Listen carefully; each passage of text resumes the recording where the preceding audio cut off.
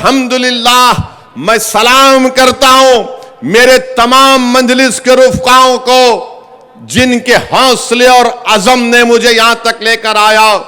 میں شکریہ ادا کرتا ہوں میرے سیاسی سفر میں جو تمام اراکین مجلس کے غیور اراکین نے میرا ساتھ دیا، میں ان کا شکریہ ادا کرتا ہوں. میری خوش قسمتی ہے کہ اللہ نے مجھے اکبر الدین اویسی جیسا ایک بھائی بھی دیا جس کے حوصلے اور عزم میں کبھی کمی نہیں آتی. میں شکریہ ادا کرتا ہوں اکبر کی دیوانگی کا، اس کی ضد کا کہ اکبر الدین اویسی، آج اکبر الدین اویسی کا ساتھ ہے، احمد بلالہ ہے، احمد پاشا قادری جو سالار ملت کے ساتھی ہیں.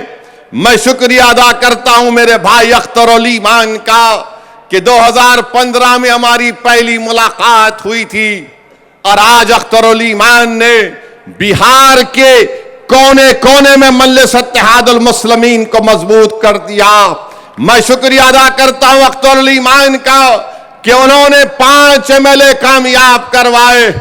میں شکریہ ادا کرتا ہوں سیمانچل کی اس غیور عوام کا جس نے ظالموں کو منہ توڑ جواب دیا اور مجلس کے 5 اراکین اسمبلی کو کامیاب کیا. میں شکریہ ادا کرتا ہوں اتر پردیش کی عوام کا جو شوکت کی قیادت میں کام کیا جا رہا ہے. ہم کو کامیابی نہیں ملی اسمبلی انتخابات میں مگر مجھ سے زیادہ ان کے حوصلے بلند ہیں. میں سلام کرتا ہوں مہاراشٹرا کی سرزمین پر بسنے والے آپ غیور عوام کا جنہوں نے اورنگ آباد میں 21 سال کے شیو سینا کے MP کو ہرا کر امتیاز جلیل کو اپنا MP بنایا. میں سلام کرتا ہوں مہاراشٹرا کی سرزمین پر بسنے والے غیور عوام کو جنہوں نے مالیگاؤں اور دھولیا سے مجلس کے رکن اسمبلی کو کامیاب کیا. میں اللہ کا شکر ادا کرتا ہوں کہ اللہ نے امتیاز جلیل جیسے مجھے ایک ساتھی کو عطا کیا. میں اللہ کا شکریہ ادا کرتا ہوں کہ اللہ نے مجھے ڈاکٹر غفار قادری جیسے ایک شخص کا ساتھ مجھے نصیب ہوا. میں اللہ کا شکر ادا کرتا ہوں کہ اللہ نے مجھے ایسے ساتھیاں دیے کہ تمل ناڈو سے وکیل ہے، کرناٹکا سے پٹھان ہے، عثمان غنی ہے، رحیم مرچی ہے. ایسے تمام لوگوں نے مل کر مجلس اتحاد المسلمین کو اس مقام پر پہنچایا. میں اللہ سے دعا کرتا ہوں کہ اللہ سبحانہ و تعالی مجلس کے مرحوم صدر متمدین کو، قائدین کو اللہ ان کی مغفرت فرمائے. میرے عزیز دوستوں اور بزرگوں، اگر آج میں تمہارے درمیان میں کھڑا ہوں تو اس میں میرا کوئی رول نہیں ہے. میں اللہ کی قسم کھا کر کہہ رہا ہوں کہ میرا اس میں کوئی رول نہیں ہے. اگر میں یہاں کھڑا ہوں تو صرف اور صرف اللہ کا کرم مجھ پر ہے. میں اگر کھڑا ہوں تو نبی کریم صلی اللہ علیہ وسلم کا صدقہ ہے. اگر میں تمہارے درمیان میں کھڑے ہو کر یا تمہارے درمیان میں کھڑے ہو کر یا ایوان پارلیمنٹ میں کھڑے ہو کر باطل طاقتوں کی آنکھ میں آنکھ ڈال کر مظلوم عوام کے انصاف کا مطالبہ اگر کرتا ہوں، بھارت کی پارلیمنٹ میں اگر میں وقت کے فرعون اور نمرود اور یزیدوں کے سامنے کھڑے ہو کر انصاف اور حق کی بات کرتا ہوں تو صدقہ ہے اہل بیت کا کہ انہوں نے مجھے اس مقام کو عطا کیا. میرے عزیز دوستوں اور بزرگوں، یہی چیز ہے ان ساتھیوں کی محنت اور قربانی تھی کہ آج اسد الدین اویسی یہاں تک کھڑا ہے. آئیے میں آپ کو ایک اپیل کرتا ہوں کہ اس سیاسی سفر کو اور آگے لے کر جانا ہے ہم کو، تاکہ یہ جو نوجوان بچے ہیں جو 21-22 سال 25 سال کے ہیں، یہ جو معصوم بچے آج 14-15 سال کی عمر میں یہ بیٹھے ہوئے ان کے مستقبل کو اچھا کرنا ہے تو مجلس کو مضبوط کرو.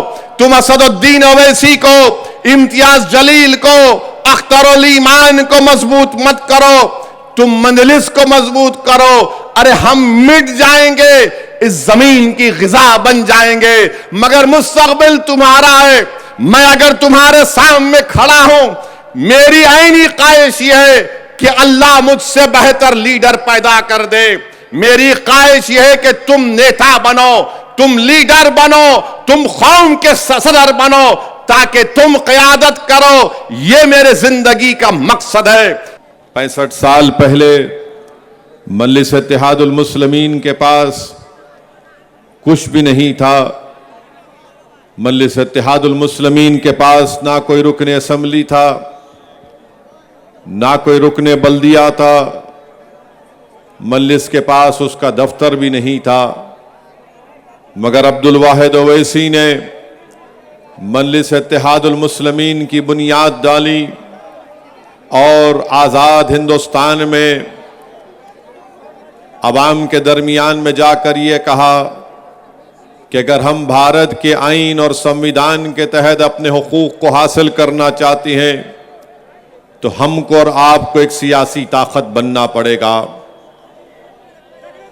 ملک کو آزادی ملی انگریزوں کے 200 سال کے غلامی کے بعد، مگر اگر کوئی مورخ تاریخ لکھے گا تو کہے گا کہ آزادی کے بعد اگر کسی دو قائدین میں دور اندیشی تھی جن کی نگاہوں نے یہ دیکھ لیا تھا کہ ملک تو آزاد ہو گیا، مگر مستقبل میں آنے والی نسلوں کو ان کا جائز مقام اگر دلانا ہے بھارت کے آئین اور سمویدھان کے تحت جس کو بابا صاحب امبیڈکر نے بنایا، تو ان دو شخصیتوں نے اس بات کو بہت پہلے ہی محسوس کر لیا تھا کہ بھارت میں مسلمانوں کو، دلتوں کو اگر اپنی سیاسی طاقت جب تک وہ مضبوط نہیں بنائیں گے اس وقت تک ان کے مسائل اور ان کی تکالیف اور ان کی ناانصافیوں کا خاتمہ نہیں ہو سکتا۔ میں آج ممرا کی سرزمین میں کھڑے ہو کر نہ صرف عبد الواحد اویسی کو بلکہ حضرت اسماعیل کو بھی سلام پیش کرتا ہوں کہ جنہوں نے بھارت کی آزادی کے بعد مسلم لیگ کو بنایا اور سرزمین دکن پر عبد الواحد اویسی نے مجلس اتحاد المسلمین کی شمع کو روشن کیا۔ میرے عزیز دوستوں اور بزرگوں، جو ہمارے بزرگوں نے 65 سال پہلے جس جد و جہد کا آغاز کیا، مصائب اور مشکلات کا سامنا کرنا پڑا، عبد الواحد اویسی کو 11 مہینے جیل کی صحبتیں برداشت کرنی پڑی، تکالیف اور حکومت کے ظلم کا سامنا کرنا پڑا، بلکہ ایک ایسا وقت عبد الواحد اویسی کے گھر پر بھی آیا کہ پینے کا پانی بند کر دیا گیا تھا، بینک کے اکاؤنٹس فریز کر دیے گئے تھے اور لوگ عبد الواحد اویسی کے گھر کو جانے کے لیے ڈرتے تھے۔ 65 سال پہلے جب عبد الواحد اویسی نے مجلس اتحاد المسلمین کے جلسوں کا آغاز کیا تو مجلس اتحاد المسلمین کے جلسوں میں آج جو ہزاروں کی تعداد میں آپ لوگ موجود ہیں، ان جلسوں میں صرف 2 یا 4 لوگ آتے تھے۔ جس طرح آج اتنا بڑا منچ بنایا گیا ہے، 65 سال پہلے مجلس کا منچ نہیں بنتا تھا۔ ایک دیوانہ عبد الواحد اویسی 5 لوگوں کو کھڑا کر کے 1 گھنٹہ چل چل کر تقریر کرتا تھا اور لوگوں کو بتاتا تھا کہ یاد رکھو، اپنی دین کی تاریخ کو مت بھولو، سیرت النبی کا مطالعہ کرو اور بھارت کے سمویدھان کے تحت اگر تم اپنے حقوق کو حاصل کرنا چاہتے ہو تو ایک سیاسی طاقت بنو۔ ایسے مجلس اتحاد المسلمین نے اپنے سیاسی سفر کا آغاز کیا۔ عبد الواحد اویسی نے اور اس زمانے کے ان کے تمام ساتھیوں نے اپنی زندگی کو قربان کر دیا اور اپنے چین و سکون کو مٹا دیا۔ ظالم حکومت سے پنجہ آزمائی کی، حکومت نے ان کو دبانے کی کوشش کی، مگر ہمارے بزرگوں نے حکومت کی طاقت اور ان کے ظلم کے سامنے اپنے سروں کو نہیں جھکایا، بلکہ اپنے سینوں کو تان کر کہا کہ ہم یہ جو لڑائی لڑ رہے ہیں اس لیے لڑ رہے ہیں کہ ہم جانتے ہیں کہ ملک کو آزادی ضرور مل گئی، یہ ملک یقیناً ترقی کے راستے پر گامزن ہوگا، مگر جو سب سے کمزور آج ہے وہ مسلمان اور دلت ہے۔ اگر اس کو طاقت ملنا ہے تو اس کو ایک اپنی سیاسی قیادت بنانا پڑے گا۔ میرے عزیز دوستوں اور بزرگوں، آج مجلس اتحاد المسلمین کے پاس 2 MP ہیں 7 रुकन असम्बली तेलंगाना में है, 2 महाराष्ट्र में है, 1 बिहार में है, 100 से ज्यादा अराकीन बल्दिया महाराष्ट्र में है, गुजरात में अराकीन बल्दिया, मध्य प्रदेश में अराकीन बल्दिया, कर्नाटका में अराकीन बल्दिया, उत्तर प्रदेश में मंजलिस के अराकीन बल्दिया। अगर 65 साल पहले अगर हमारे बुजुर्गों ने इस ईसार और कुर्बानी का जज्बा नहीं दिया होता तो आज असदुद्दीन ओवैसी तुम्हारे दरमियान में खड़े होकर तकरीर भी नहीं करता। अगर हमारे बुजुर्गों ने मेहनत की, कुर्बानी की, तो आज असदुद्दीन ओवैसी तुम्हारे दरमियान में खड़ा होकर तुम्हारे दिलों में छुपे हुई तकलीफ को बेखौफ होकर बयान करता है। मेरे अजीज दोस्तों और बुजुर्गों, इसीलिए नौजवानों, जो आज तुम इतनी बड़ी तादाद में आज यहां पर खड़े हो, नौजवानों तुमको मैं पैगाम दे रहा हूं, ये लड़ाई अगर आज असदुद्दीन ओवैसी, इम्तियाज जलील, सैफ पठान, वारिस पठान, फैयाज खान और अगर अख्तरुल ईमान मंजलिस के जिम्मेदारान लड़ रहे हैं तो नौजवानों सुनो, ये तुम्हारी लड़ाई हम लड़ रहे हैं। अगर मेरी आवाज मासूम स्कूल के बच्चों को पहुंच रही है तो सुनो मेरे बेटे और बेटियों, ये लड़ाई मंजलिस तुम्हारे मुस्तकबिल के लिए लड़ रही है।